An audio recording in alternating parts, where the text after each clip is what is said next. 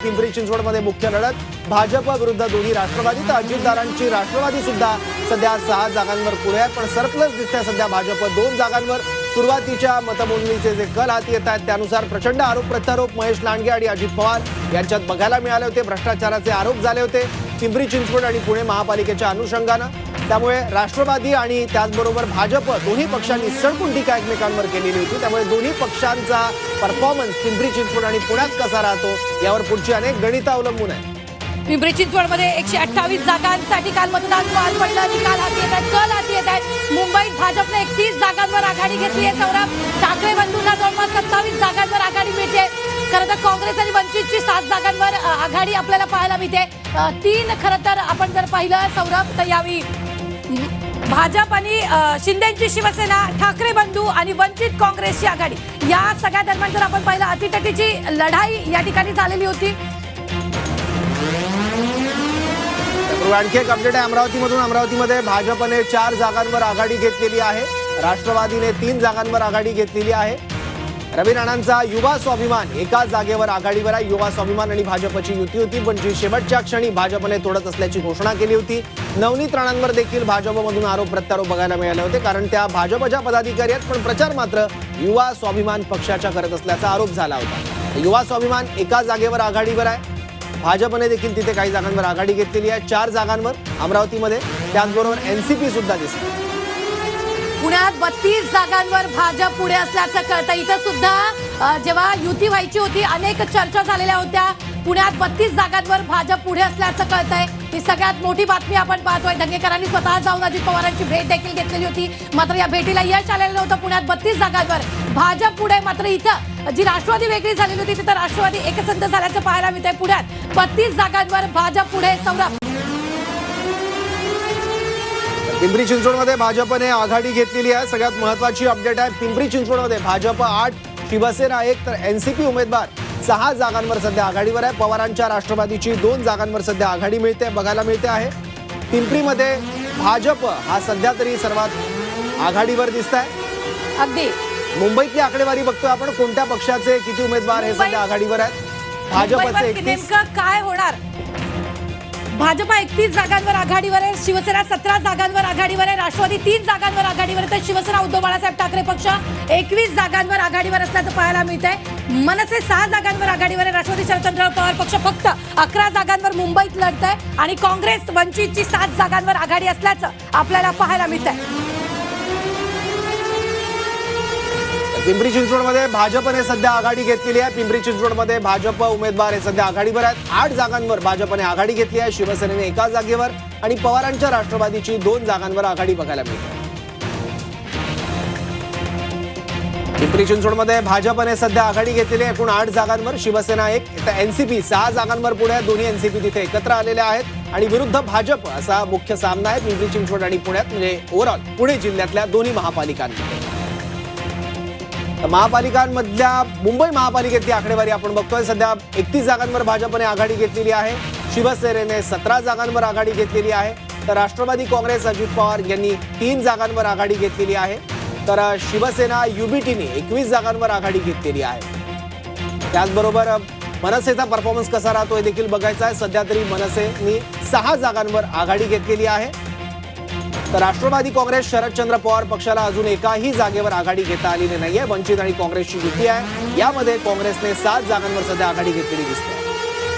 तर पुण्यात 32 जागांवर भाजप पुढे असल्याचं पाहायला मिळतंय। राष्ट्रवादीला 14 जागांवर आघाडी मिळालेली आहे। पुण्याचं हे चित्र आपण पाहतोय। सुरुवातीचे कल आपल्या हाती आलेले आहेत। एक मोठी बातमी आपल्याकडे येते, मुंबईत भाजपचे नवनाथ बन सुद्धा आघाडीवर आहेत। आपण जर पाहिलं तर मधल्या काळात सौरभ मोठ्या प्रमाणात विरोधकांवर टीका करत नवनाथ बन यांनी सुद्धा आता त्यांच्या मतदारसंघात आघाडी घेतलेली आहे। नवनाथ बन यांनी सध्या आघाडी घेतली आहे। मानखुर्दमधून ते भाजपचे उमेदवार होते। मुंबईत भाजपचे नवनाथ बन यांनी आघाडी घेतलेली आहे।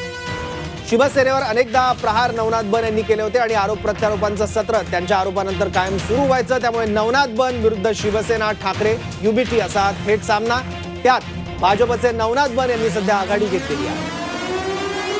मुंबईत भाजपचे नवनाथ बन आघाडीवर असल्याचं कळतंय, तर दुसरीकडे भाजपच्या राखी जाधव सुद्धा आघाडीवर आहेत. राखी जाधव आपण जर पाहिलं सौरभ, अगदी एक दिवस आधी त्यांनी भाजपात प्रवेश केलेला होता आणि राखी जाधव ह्या सुद्धा आघाडीवर असल्याचं पाहायला मिळतंय. मुंबईत यावेळी जर आपण पाहिलं तर पहिल्या कलांमध्ये महायुतीचं अर्धशतक पार झालेलं आहे. सौरभ, मुंबईत पहिल्या कलांमध्ये महायुतीनं अर्धशतक केलेलं आहे. पहिले कल सुरुवातीचे हाती आलेले आहेत आणि मुंबईत पहिल्या कलांमध्ये महायुतीनं अर्धशतक पार केलेलं आहे. 137 जागांवर भाजप लढते, 91 जागांवर शिवसेना, शिंदेची शिवसेना लढते आणि पहिल्या कलांमध्येच महायुतीनं अर्धशतक पार केलंय. मुंबईतल्या पहिल्या कलांमध्ये भाजप हा सर्वात मोठा पक्ष बनताना दिसतोय. भाजपचे उमेदवार सर्वाधिक जागांवर सध्या आघाडी घेतलेली दिसते, तर नागपुरात भाजपने 14 जागांवर आघाडी घेतलेली आहे. काँग्रेसने 5 जागांवर आघाडी घेतलेली आहे. नागपुरात भाजप सर्वाधिक म्हणजे 14 जागांवर पुढे आहे. त्याचबरोबर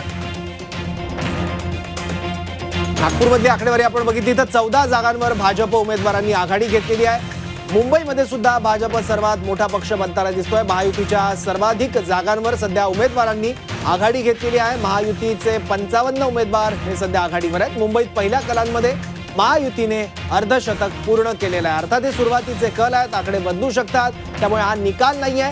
मतमोजणी जशी जशी अंतिम टप्प्यात किंवा पुढच्या फेरीत जात राहील तसतसं अंतिम आकडे हाती यायला सुरुवात होईल. तर कोल्हापुरातले आकडे आपण बघतोय. कोल्हापुरामध्ये 10 जागांवर भाजपने आघाडी घेतलेली आहे. शिवसेनेने 6 जागांवर, राष्ट्रवादी काँग्रेसने 3 जागांवर, शिवसेना युबीटीने अजून एकाही जागेवर आघाडी घेतलेली नाही आहे. ना मनसेने ना राष्ट्रवादी काँग्रेस शरदचंद्र पवार पक्षाने. तर काँग्रेसचा देखील परफॉर्मन्स मोठा दिसतोय. कोल्हापूरमध्ये 12 जागांवर काँग्रेसने आघाडी घेतलेली.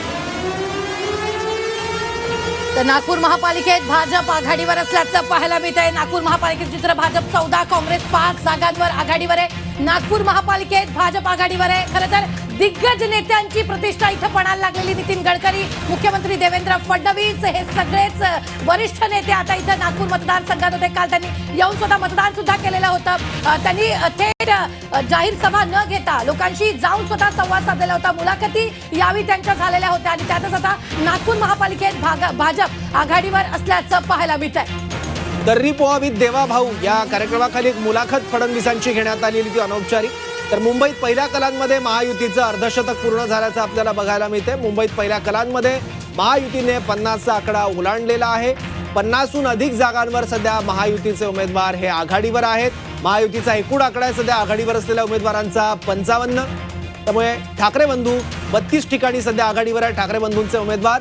पण पहिल्या कलांमध्ये महायुतीने अर्धशतक पूर्ण केलंय. तर 12 जागांवर काँग्रेसने सुद्धा आघाडी घेतल्याचं दिसतंय. संभाजीनगरात उमेदवाराचा मतमोजणीवर बहिष्कार, ही मोठी बातमी येते. भाजप उमेदवारानं मतमोजणीवर बहिष्कार घातलेला आहे. संभाजीनगरात उमेदवारांनी मतमोजणीवर बहिष्कार घातलेला. अगदी जागा वाटपाच्या चर्चेपासून 10 फेऱ्या जागा वाटपाच्या चर्चेच्या झालेल्या होत्या, त्यांच्या 10 बैठका झालेल्या होत्या, तरी सुद्धा जागा वाटपाचा तिढा संभाजीनगरात सुटलेला नव्हता आणि एमआयएमला सुद्धा 4 जागांवर तिथं आघाडी मिळत असल्याचं पाहायला मिळत आहे. तर आता यावेळी भाजपकडून मतमोजणीवर बहिष्कार घालण्यात आल्याचं सुद्धा यावेळी कळतं. ही सगळ्यात मोठी बातमी. संभाजीनगरचे चित्र पाहतोय. शिवसेना 4 जागांवर आघाडीवर आहे, तर भाजप 8 जागांवर आघाडीवर आहे. राष्ट्रवादी अद्याप काही चित्र त्याचं स्पष्ट दिसत नाही, मात्र हे सुरुवातीचे कल आपण पाहतो आहोत. छत्रपती संभाजीनगरमध्ये पूर्वीपासून शिवसेनेचा दबदबा बघायला मिळत होता तिथल्या राजकारणामध्ये. पण शिवसेनेची 2 शकलं झाल्यानंतर आता दोन्ही शिवसेनेचा परफॉर्मन्स नेमका कसा राहतो, शिवसेना आणि शिवसेना युबीटी यांचा परफॉर्मन्स कसा राहतो याकडे सगळ्यांचं लक्ष आहे. कारण त्यांच्या विरोधात भाजप सुद्धा मैदानात आहे. संभाजीनगर महापालिकेत सध्या तरी भाजपने आघाडी घेतलेली दिसते आहे. भाजप, शिवसेना आणि एमआयएम यांच्यात तिरंगी निवडणूक होणार आहे. शिवसेना युबीटी 3 जागांवर तर काँग्रेसचा उमेदवार एका जागेवर आघाडीवर आहे. संभाजीनगरात जर आपण पाहिलं सौरभ, तर पाण्याचा मुद्दा खूप पेटलेला होता. उद्धव ठाकरेंची जेव्हा सभा झालेली होती, पाणी कोण देणार असा सवाल देखील तिथे उपस्थित झाला होता. बॅनरबाजी तिथे करण्यात आलेली होती. त्यामुळे आता संभाजीनगरवर कुणाची सत्ता हे पाहणं महत्त्वाचं असताना संभाजीनगर पालिकेत भाजप आघाडीवर असल्याचं कळत आहे. भाजप 8 जागांवर आघाडीवर आहे, तर शिवसेनेची 4 जागांवर आघाडी. शिवसेना उद्धव बाळासाहेब ठाकरे पक्ष 3 जागांवर आघाडीवर आहे, तर काँग्रेस एका जागेवर आघाडीवर असल्याचं कळत आहे. शिवसेना उद्धव बाळासाहेब ठाकरे पक्षाचे नेते अद्यापही त्यांच्यात वाद सुरू असल्याचं पाहायला मिळालं. अगदी उमेदवारी फॉर्म भरायच्या 1 दिवस आधीपर्यंत अंबादास दानवे आणि खैरेंमध्ये तिथं वाद होत असल्याचं पाहायला मिळालं होतं. आरोप प्रत्यारोप त्यांच्यामध्ये झाल्याचं पाहायला मिळालेलं होतं. त्यामुळे आता संभाजीनगरावर नेमकी कुणाची सत्ता हे पाहणं महत्त्वाचं आहे. कोल्हापुरात भाजपने 10 जागांवर आघाडी घेतलेली दिसते आहे. कोल्हापुरातली आकडेवारी तर शिवसेनेने 6 जागांवर आघाडी घेतलेली आहे. एकूण जागा आहेत कोल्हापूर महानगरपालिकेत 81, त्यामध्ये भाजपने 36 जागांवर उमेदवार दिले आहेत.